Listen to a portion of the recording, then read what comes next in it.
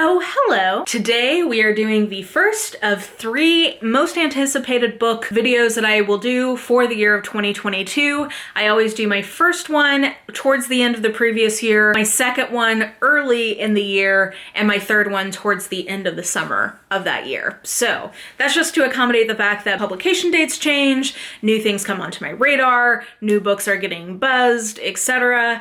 And I just love making these. I think they're so fun. If it wouldn't be such a huge part of my overall content output, I would probably do this like every month, but I hold myself back. And so this is my first 2022 anticipated book video. I think that this is going to end up being kind of an unusual list, or sort of a weirdly weighted list, because I think that because of supply chain issues and the pandemic, we are just continuing to see that impact book release schedules that started in 2020, and I honestly think it's still going on. I'm seeing books that I thought were going to come out over the last couple of years that are still pending release and right now are targeted for 2022, but we will see. And also I've noticed that some of the sources that I go to in terms of blogs, etc., are a little slower in having their anticipated lists up, which is often kind of how I have like different places I go for different genre kind of postings about what's coming out. So in particular, I think this list will be light on sci-fi fantasy picks because some of the go-to sources I have just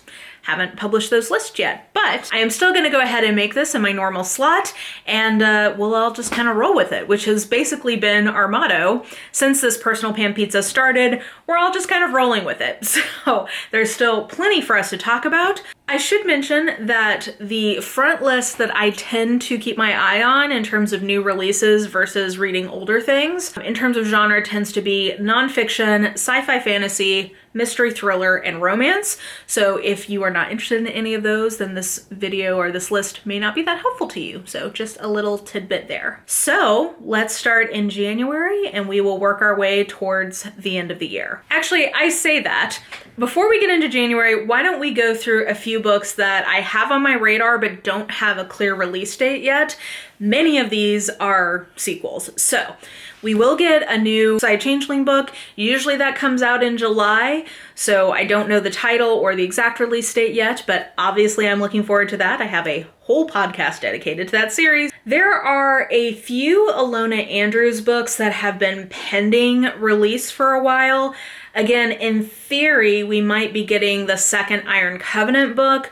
Maybe, maybe not. It sounds like that is pretty dark for them to work on, and that's part of why they've delayed working on it. But that could come out in 2022, as well as the next book for the other spinoff series from Kate Daniels, which centers around Julie and her new life. So those are things that could happen from Alona Andrews. Rebecca Roanhorse is supposed to be releasing more books in the Sixth World series at some point. Maybe that will happen in 2022. I would love to see that because I really enjoy that series and I'm wanting to see what happens further with our characters in that series. So that could happen. And then Talia Hibbert has an untitled first entry in a series that is called the Skybriar series. And I know nothing about that, but I love Talia Hibbert. And so I have that on my radar. Love on the Brain is going to be the next release from Ali Hazelwood, whose Love Hypothesis I absolutely loved in 2021. So definitely anticipating that new release from her next year. And then there's also a release from Rosie Danham without a clear date yet called Not Ready to Make Nice.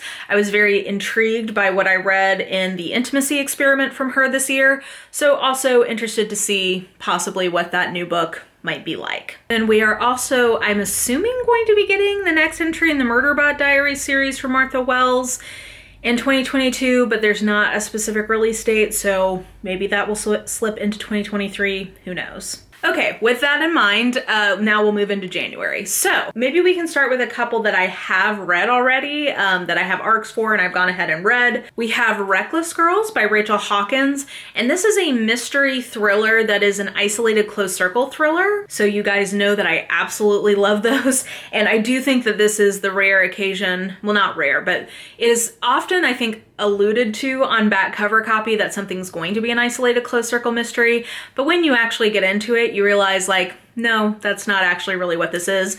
I think that this is actually an isolated closed circle thriller, and basically the setup is this couple who is sort of a little bit down on their luck, with an asterisk because there's a lot of discussion of like money and privilege in this book, but down on their luck because they have a hole in their boat in Hawaii, and that's like kind of their dream is to sail around the world. They get this offer from these two rich girls to take them to this like remote island location where there is spookiness or like kind of a history of bad things happening there, to meet up with this other couple who is on the island. Spooky murderousness ensues between all of the different people who are there. Really liked this book up until about the last quarter of it. Then it kind of went off the rails a little bit for me, but I definitely think that if you like an isolated close circle thriller, this is well worth seeking out. Another one that comes out on January 4th is the next installment in the Wayward Children series by Shauna McGuire called Where the Drowned Girls Go.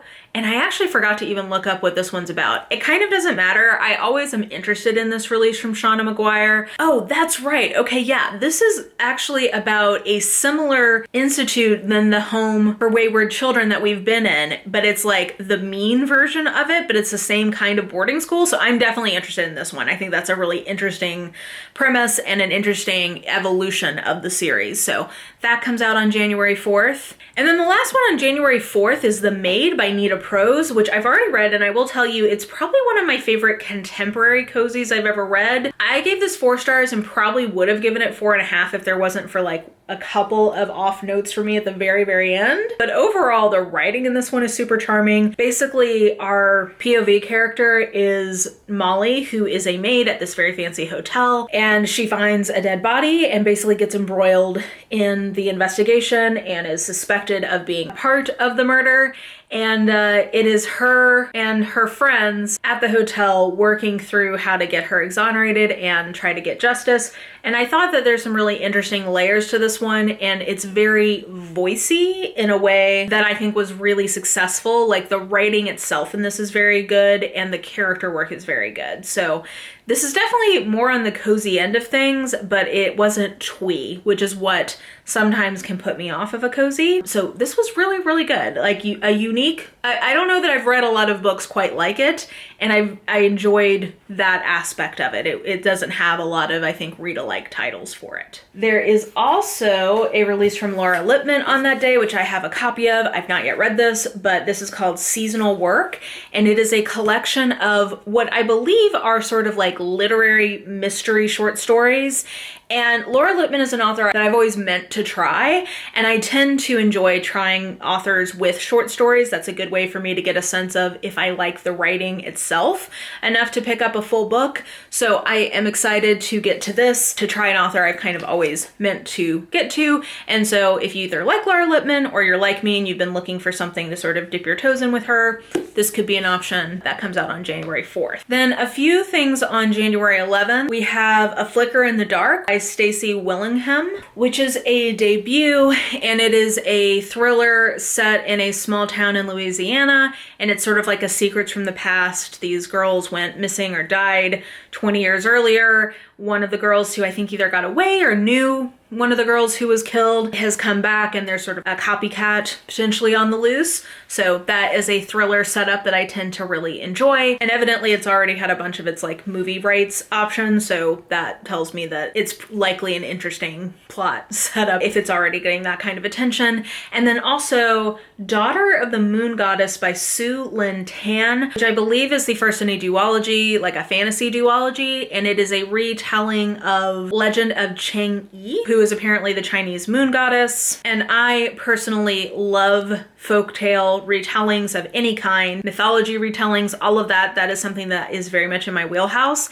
And I'm always excited to see that with maybe folktales or mythology that I'm not as familiar with. That's something I've always really loved in Alona Andrews' work, is just different mythology from around the world. So I thought this sounded really intriguing. And then 2 sequels I thought I'd mention that are coming out on January 18th. One is Electric Idol by Katie Robert, which is the second in her Dark Olympus series, which is sort of like like erotic urban fantasy, Greek mythology retelling. So I haven't read Neon God yet, which is the Hades and Persephone first book in the series, but I'm excited for it, and I know that this is going to be a very hyped up and anticipated release. And then Akata Woman by Nnedi Okorafor is the third book in her Akata Witch series, which I very much enjoyed both of the first two. They're very imaginative and like evocative in a way that I find unusual to any fantasy, but particularly fantasy aimed at younger readers. The series has been aging as it goes, so the first one is pretty much middle grade, the second one I'd say is more firmly YA,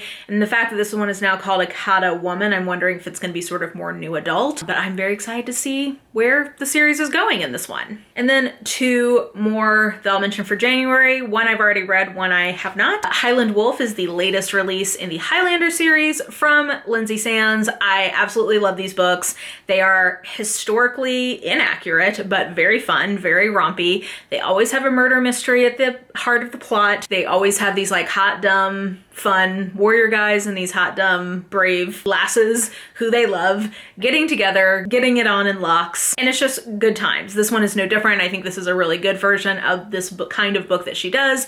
I think she got in a little bit of a slump there for a few books, but the last couple I think have been really, really good. And I really enjoyed this one. I think I gave it 4 stars. And then an author whose podcasting work I very much enjoy is Dana Stevens, and she is releasing her biography, I guess, of Buster Keaton, which is called Cameraman, and I really enjoy her on the Slate Culture Gab Fest. I think her movie criticism is often very interesting, and so I have this on my radar as potentially like an audio pick. And then the last one for January, and I forgot to write down the exact release date, is Monroe by KRESLEY Cole. Now look, this has been sort of a Lucy in the Football kind of situation with this next book in the Immortals After Dark series for the last 7 years or something. Like, we've been waiting for this book for a long time. It sounds like there may have been some things going on in KRESLEY Cole's personal life that has influenced the delay in this book being released. So no shade to her of why it's taken so long for this book to come out, but this has been a long anticipated release. This is a book that we have had a release date set for several times, and then it's been pushed. I think I've heard that people have actually seen like an arc of this out and about. Like somebody, it sounds like, has actually read the book at this point. Maybe I misunderstood a tweet, but I think that this may actually happen this January. So I'm very excited for this. I'm sure everybody who is a reader of the Immortals After Dark series is also very excited for this. I'm really hoping this means that she's going to actually finish the series, because I think that it definitely has been left in a place where it's going to be a bummer if we don't get another few books. There's definitely a macro arc that I think a lot of fans would like to see finished. So I'm wishing her all the best, and I'm also hopeful that this means that fans are going to get a conclusion to a series that I know we all really enjoy. So tentatively hopeful that this time Lucy is not going to pull the football.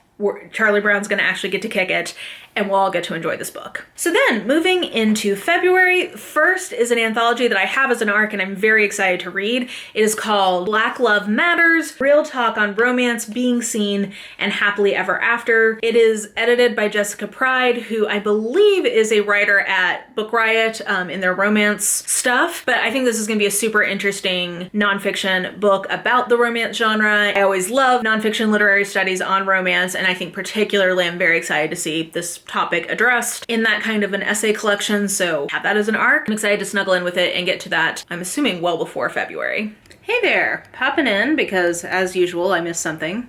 Also, a little coffee time. I'm about to get ready. But last night I finished reading Amari and the Night Brothers by B.B. Alston, which I really enjoyed, and therefore am certainly looking forward to the sequel to it, which is Amari and the Great Game by B.B. Alston. And I definitely think you probably need to read the first one, my guess, to go into the sequel. It's definitely what I would describe as a serialized story rather than episodic. So just do yourself a favor and go read Amari and the Night Brothers, because it's a very charming middle grade fantasy. I think you can tell it's his first book, which is why I didn't quite get it to like a 4.5, 5 star in my range. But I think the characters are super well rendered.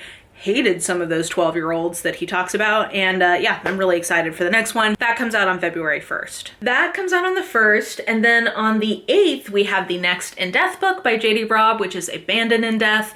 This is the 54th book in that series, which I am fully caught up on. One of my all-time favorite series. Absolutely love these. We get a new one about every 6 months. We get one in, actually, yeah, we get one in February, and then we get one in September. And I just love them. This is on pre-order. Can't wait to read it. A nonfiction pick on the 15th of February that intrigued me is called Index, A History of the Bookish Adventure from Medieval Manuscripts to the Digital Age by Dennis Duncan. And I just thought this sounded like a really interesting history of kind of nonfiction book, which is the history of book indexes and why they came to be and how they have impacted the history of books in general. So I just thought that sounded like a really intriguing nonfiction angle on a history of books. The last one that I have for February comes out on February 22nd, and I am very excited for this. I have an arc of it, and I'm hoping it's going to be as fun as the premise says it's going to be, and that is The Paradox Hotel by Rob Hart. And the tagline on this is that it is a locked room murder mystery set in a hotel for time travelers. So that is a very interesting high premise, and if this delivers on that premise but at all, I think it'll be at least good, if not great. Hopefully the writing is good. So I'm very intrigued by this. This is exactly my kind of a book, so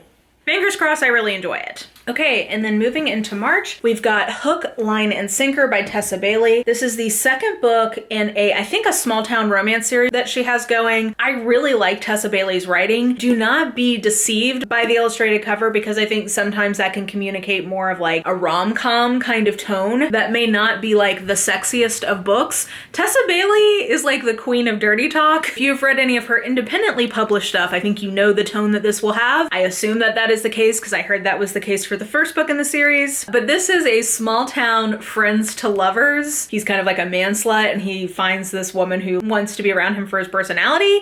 So they end up becoming friends rather than lovers.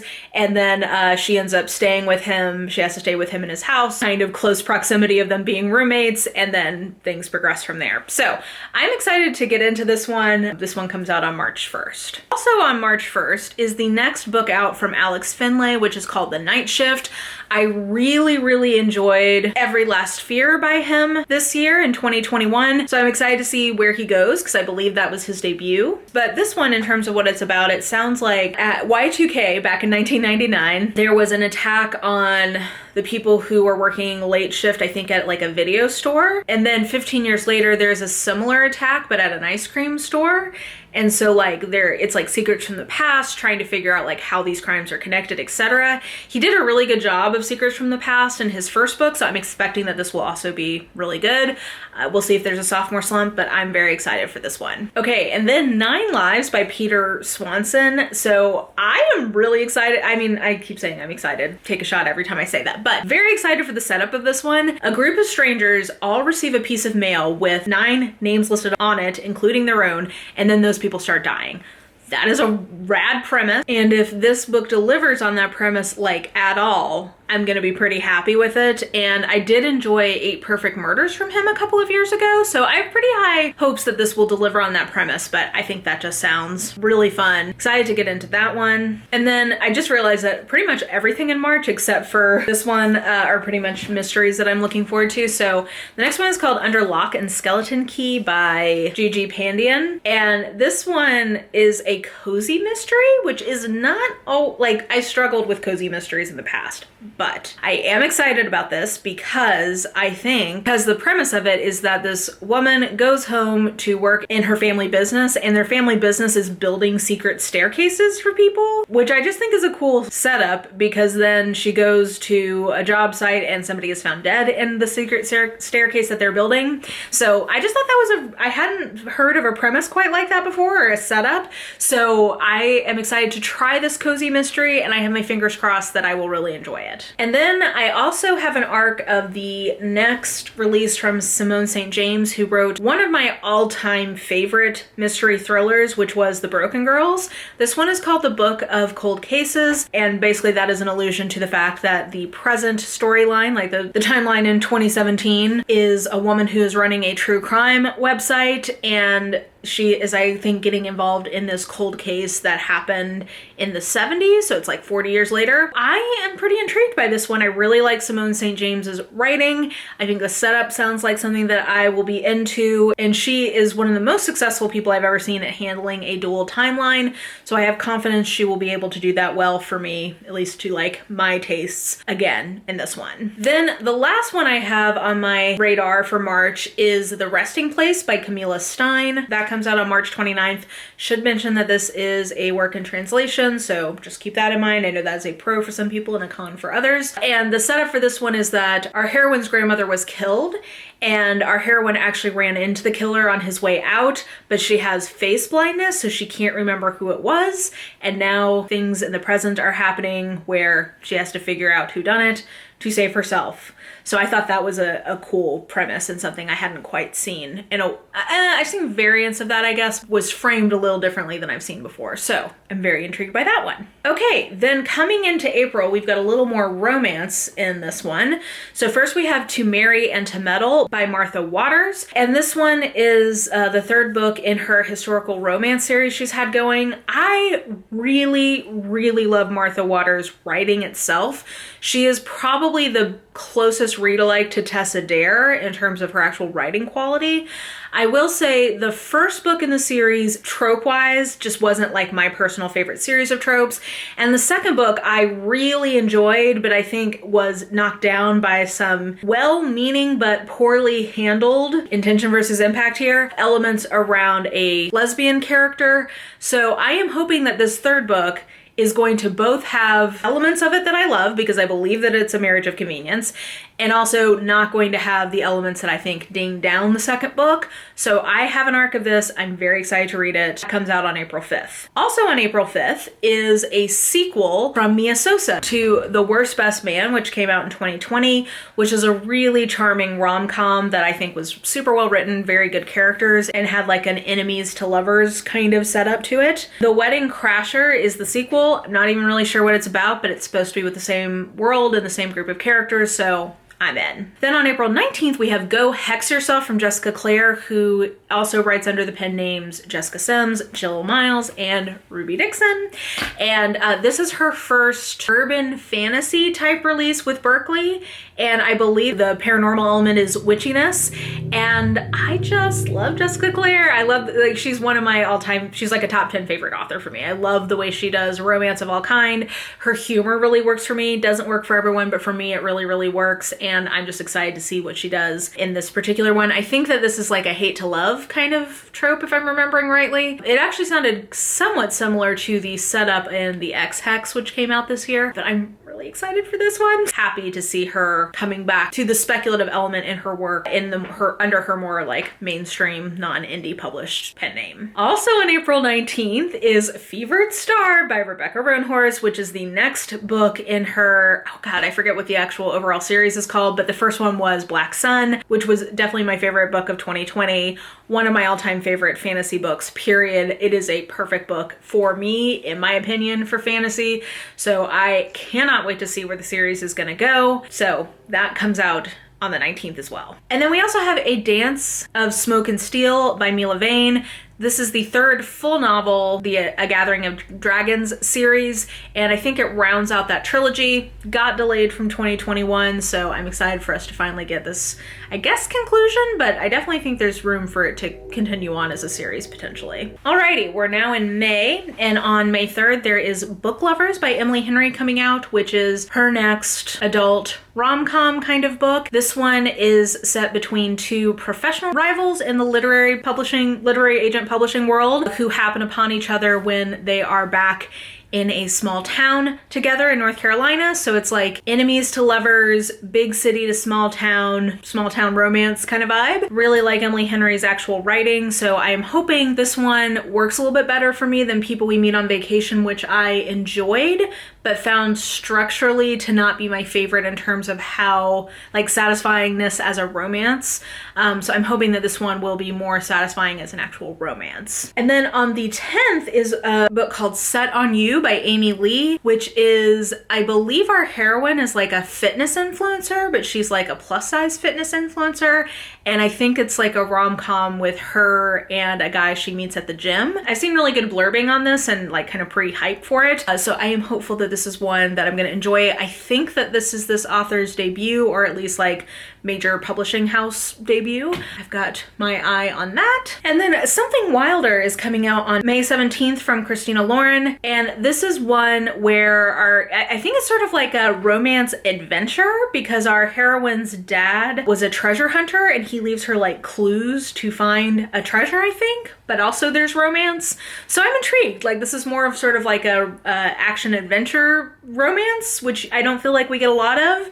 And I really like Christina Lauren's actual writing style. So I have pretty high hopes for this one. I think this will be good. Moving into June, on June 7th, we have one called The Woman in the Library by Sulari Gentile, who I think writes sort of like literary experimental mysteries.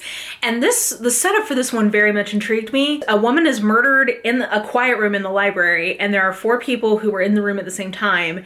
And like, it's them trying to figure out what happened. So I liked that as a setup. She's an author I keep meaning to try, so this very well may be my first outing with her. I do have another book from her on my shelves called After She Wrote Him, which also got really good reviews back in the day, so I'm intrigued by this one. And then the only other one in June on my radar right now is American Royalty by Tracy Livesay, which comes out on June 28th. Basically, this sounds like a version of the Prince Harry, Meghan Markle story.